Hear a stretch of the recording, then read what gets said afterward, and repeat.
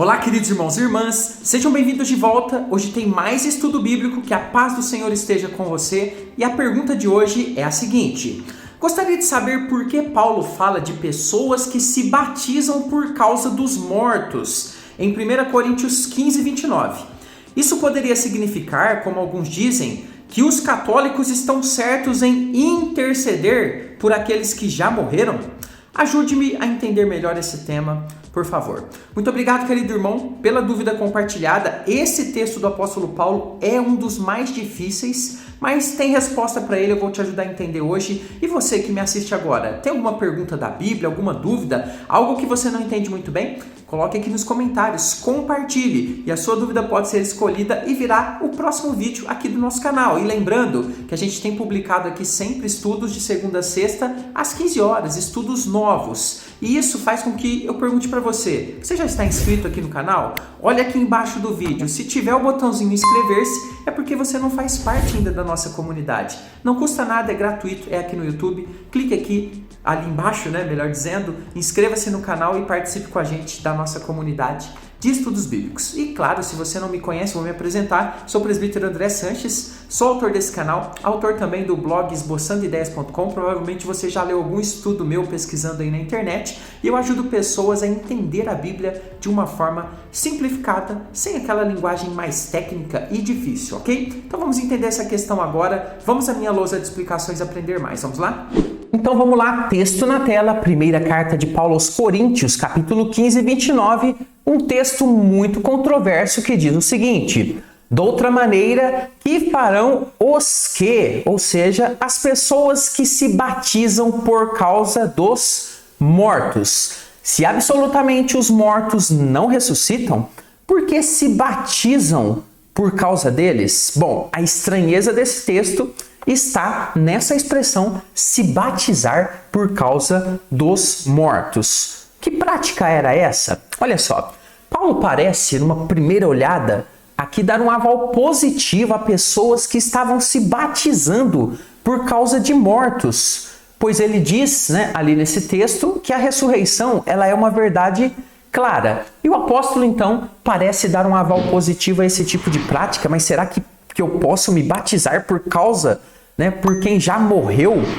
Olha só, ao mesmo tempo, a gente olha para a palavra de Deus e ela nos ensina que a salvação de uma pessoa, ela só acontece quando a própria pessoa crer. E quando que isso pode acontecer? Somente quando ela está viva. Então nós temos aqui uma aparente contradição na Bíblia.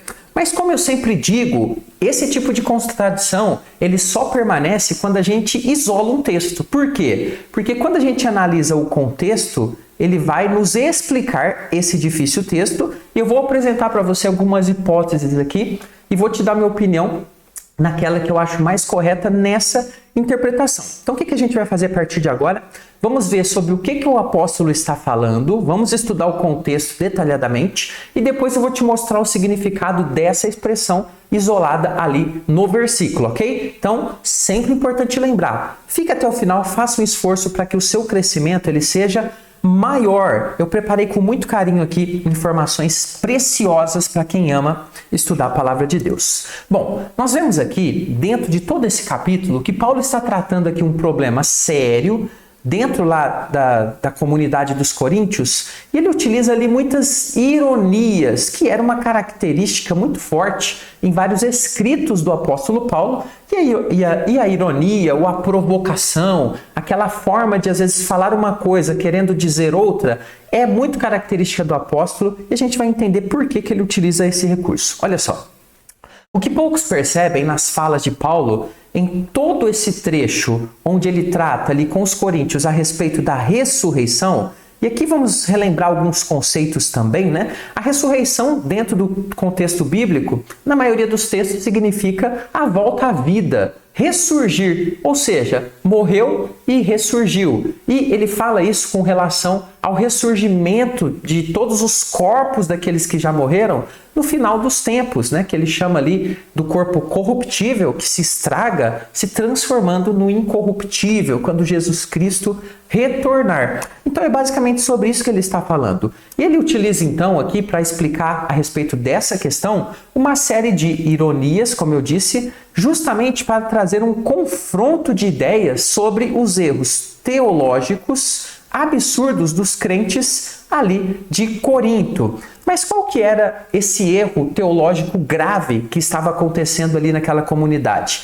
Eles, né, não a maioria, obviamente, mas certamente que tinha um grupo aqui grande, não estava crendo que haveria uma ressurreição final. Ou seja, eles achavam que não. Esse negócio de lá no final ressurgir, daquele que morreu, ele, né, estar vivendo por toda a eternidade. Não, isso não faz sentido. Aparentemente, eles estavam aqui com um tipo de filosofia de que morreu, acabou. De que não era bem assim essa questão de continuidade da vida após a morte. Observe o texto, olha só. 1 Coríntios 15, 12. Ora, se é corrente, ou seja, se esse pensamento ele está aí sendo propagado, pregado, né, de que Cristo ressuscitou dentre os mortos, e esse é o pensamento correto, né?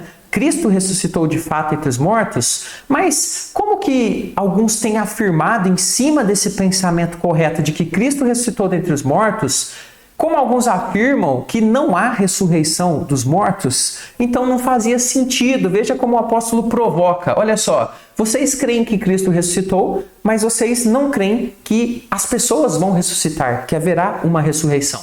Já nesse verso, o apóstolo ironiza a falta de conexão do que eles estavam crendo e até pregando, muitos deles, com o que eles estavam vivendo, ok? Eles pregavam uma coisa de Cristo, mas viviam outra coisa com relação a eles mesmos. Eles creram no Cristo que ressuscitou dos mortos, mas não criam que eles mesmos, servos de Cristo, também ressuscitariam dos mortos. Muito estranha, né? Essa doutrina, esse tipo de pensamento, não é verdade? Então o apóstolo Paulo ele passa a mostrar que a ressurreição de Cristo, que era uma coisa que eles acreditavam, ela era o modelo da ressurreição que vai acontecer com cada um dos servos de Cristo. Eu vou te mostrar isso em detalhes, mas eu quero te ajudar mais ainda. Olha só, eu peço um minutinho da sua atenção. Veja essa imagem. Embaixo aqui dos vídeos você nota que tem uma caixinha com um comentário destacado. Eu quero pedir que você clique nessa caixinha, vai abrir a área aqui de comentários e logo no primeiro comentário fixado tem o nosso link do nosso curso Conheça Sua Bíblia de Capa a Capa, nosso projeto de estudo bíblico e ajuda missionária. Se você quer ir mais fundo, estudar a Bíblia toda com a minha ajuda, com videoaulas, com contato direto por WhatsApp para responder dúvidas, esse é o momento. É um projeto acessível, você estuda no seu celular, qualquer horário que você quiser e mais, vai ter a minha ajuda pessoalmente para aprender a palavra de Deus da Bíblia inteirinha.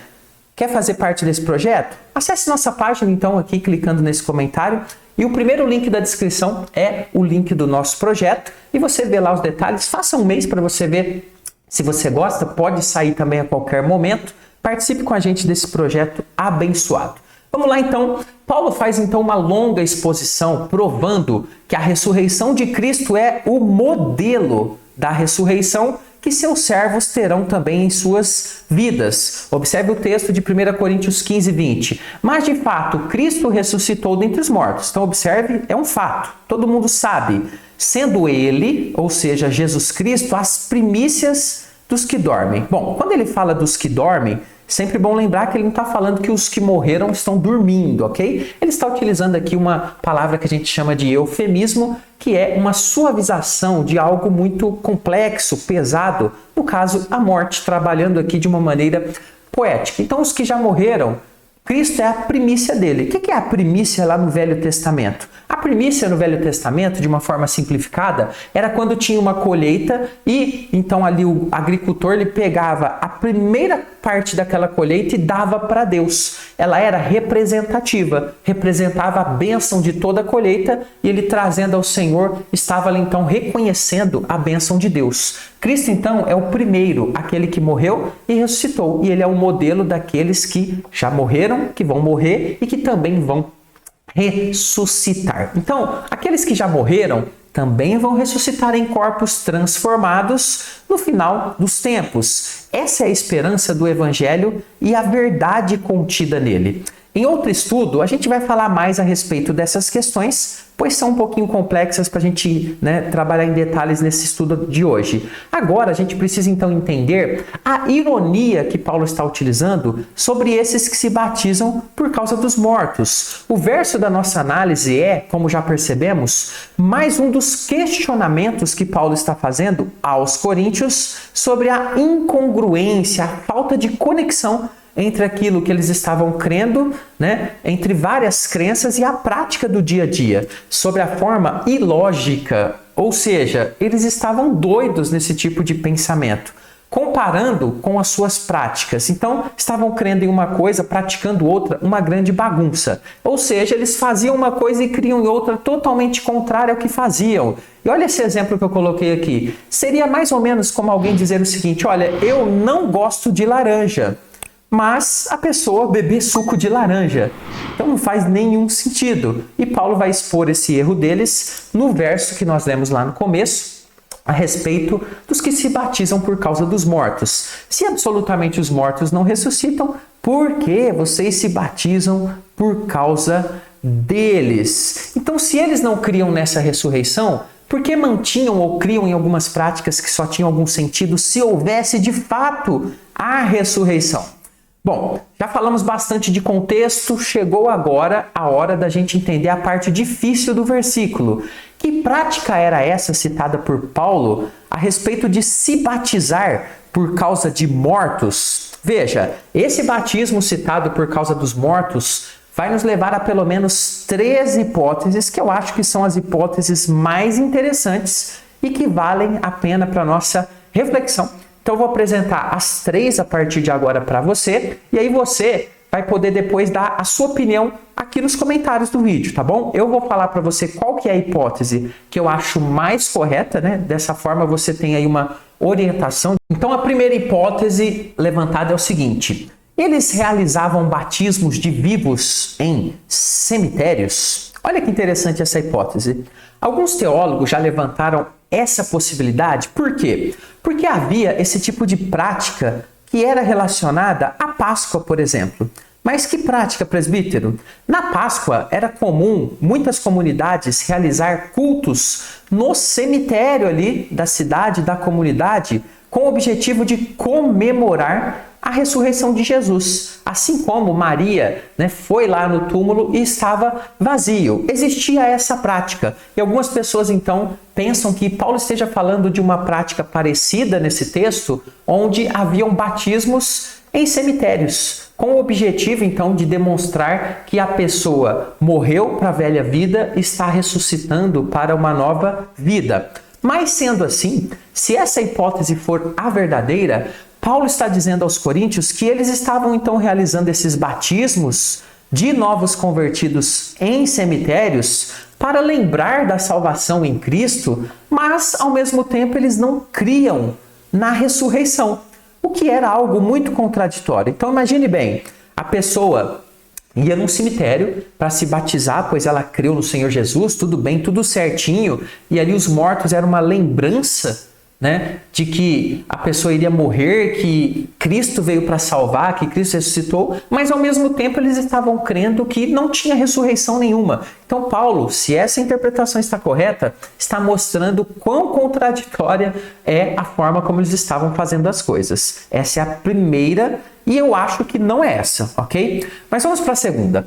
A segunda interpretação diz o seguinte, que por causa dos mortos significa pelo exemplo dos que já morreram, ok? Olha que interessante essa interpretação.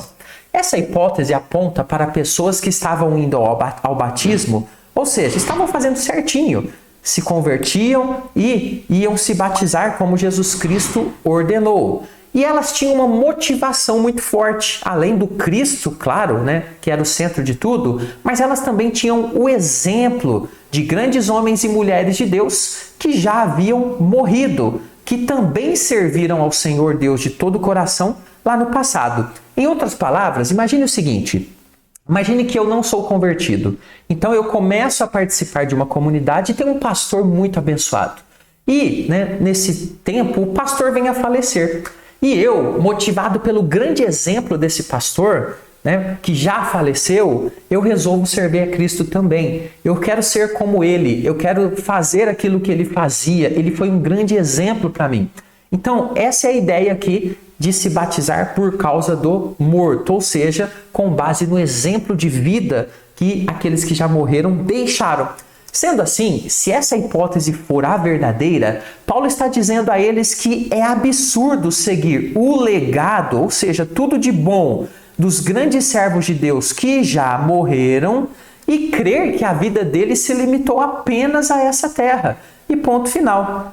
Que tudo se acabou na vida desses grandes servos do passado, que eles serviram a Deus, né, de uma forma totalmente equivocada porque acabou. Então, né, para que eles serviram a Deus? Isso também seria viver uma fé sem esperança e desnecessária. Veja como que Paulo reage em um dos versos desse capítulo. Se a nossa esperança em Cristo se limita apenas a esta vida, olha só, então é a ideia de que não tem ressurreição, então acabou. Somos o quê? Os mais infelizes de todos os homens, ok? Veja, na minha opinião, essa segunda interpretação é a melhor de todas, por causa desse versículo. Paulo parece estar relembrando aqui os irmãos de que a expectativa de uma vida que se acaba aqui, ela é totalmente vazia e não é o evangelho de Cristo. E ainda, se eu me batizo porque eu me espelho em grandes homens e mulheres de Deus do passado, isso é vazio se eu creio que a vida deles acabou, não tem mais nada, a fé deles foi só para essa terra. Mas temos ainda uma terceira hipótese interpretativa que para mim não é correta, mas ela é levantada. Ela não é a melhor. Olha só. Alguns da igreja faziam batismo em favor de quem já morreu. Preste bem atenção nessa hipótese. Essa hipótese aponta para pessoas que estavam tentando salvar quem já tinha morrido, segundo pensam aqueles que acham que isso aqui está correto, fazendo um tipo de batismo representativo no lugar do morto. Um exemplo, vamos pensar o seguinte, o meu pai é falecido e eu penso então, de repente, que ele não foi salvo. Então o que eu faria? Eu me batizaria para que ele fosse salvo. Essa é a ideia dessa terceira interpretação. Mas nós sabemos que isso é uma falsa doutrina, inclusive ela existe nos nossos tempos. Não me falha a memória, parece que os Mormons realizam esse tipo de batismo. Porém, veja, se essa hipótese for a real, Paulo então está dizendo aqui que havia uma incoerência dupla na prática de alguns ali da igreja. Ou seja, além de tentar salvar quem já morreu e não pode ser mais salvo, ao mesmo tempo eles não criam que haveria uma ressurreição. Então veja, se morreu, acabou, para que eu estou preocupado com quem já morreu? Observe que essa interpretação ela fica extremamente incoerente. Se não existe ressurreição, por que alguns estão tão preocupados com quem já morreu? Morreu, acabou. Teríamos aqui então uma ironia aqui gigantesca se essa for a interpretação correta.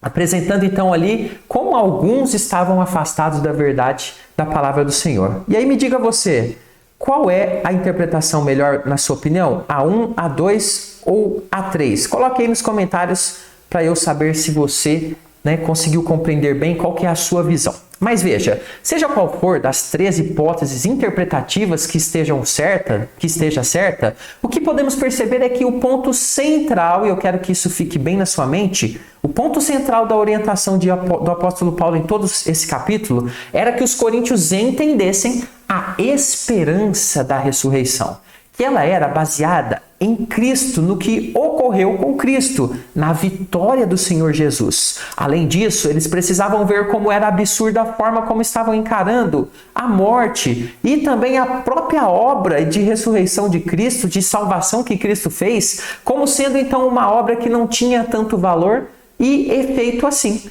Uma obra vã. Eles deveriam mudar sua forma de ver e pensar para a forma como o Evangelho ensina. E o Evangelho ensina o quê? Que vai haver ressurreição, que tem sim salvação, que tem também condenação. Eles deviam alinhar os pensamentos e as práticas. E para você que quer saber mais sobre esse assunto, eu vou deixar aqui um vídeo muito interessante Corpo corruptível e corpo incorruptível. Como que será o nosso corpo após a segunda vinda de Cristo? Ou seja, depois, quando haverá a ressurreição, como que vai acontecer isso? Aqui eu explico bastante a respeito dessa questão que o apóstolo Paulo tratou aqui de ressurreição, e aqui a gente trabalha mais detalhes focados no corpo, no nosso corpo, como que ele será. Espero você nesse vídeo. Até o próximo. Fica com Jesus.